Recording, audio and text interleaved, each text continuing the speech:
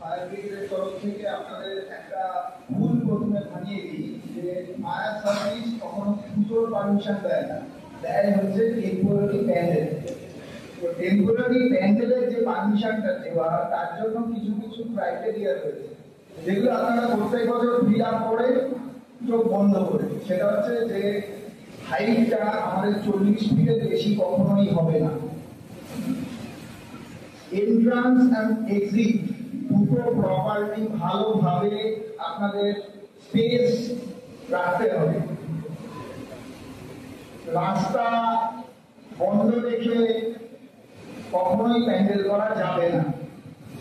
আর একটা বিষয় যেটা হচ্ছে যে আপনারা এক্সটিংগুইশার তারপরে ফায়ার রিটার্ডেন্ট যেগুলো ব্যবহার করবেন সেগুলো এবারে কিন্তু সবকিছুই কিন্তু পোর্টালে উঠবে। আপনারা সেই সমস্ত সার্টিফিকেট যারা দেবে আপনাদেরকে প্রোভাইড করবে সেগুলো আপলোড করতে হবে। খুব মন দিয়ে তাদের থেকে এগুলো কালেকশন করবেন, এগুলো আপনাদের পরপর কালেকশন করতে হবে। আগের বছরের পারমিশনের কাগজটা,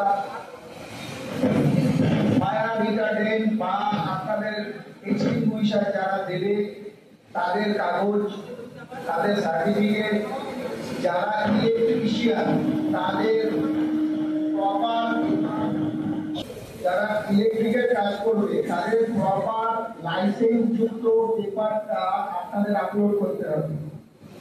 যারা ডেকোরেটর রয়েছে তাদের ট্রেড লাইসেন্সটা 100 কেবির মধ্যে আপনাদেরকে ওটাকে আপলোড করতে হবে। এগুলো আপনারা পোর্টালে দেখতে পাবেন। সেগুলো যখন আপনারা প্রপারলি দিতে পারবেন তারপরে আমাদের সঙ্গে সঙ্গে আমরা আপনাদের পারমিশনটা দিয়ে দেবো। আমাদের তরফ থেকে সেটা চলে যাবে হচ্ছে এসডিও স্যারের দিকে চলে যাবে।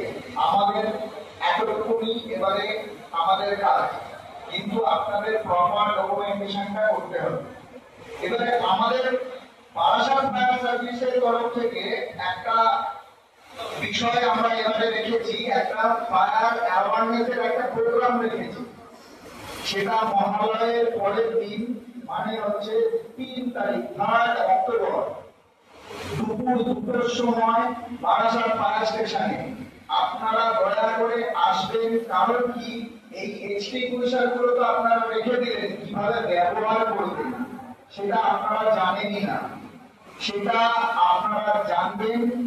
আমরা হাতে কলমে সকলকে শিখিয়ে দেব। এই প্রোগ্রামটুকু আমরা বারাসাত ফায়ার স্টেশনে রেখেছি, দয়া করে এই প্রোগ্রামটায় অংশগ্রহণ করবেন।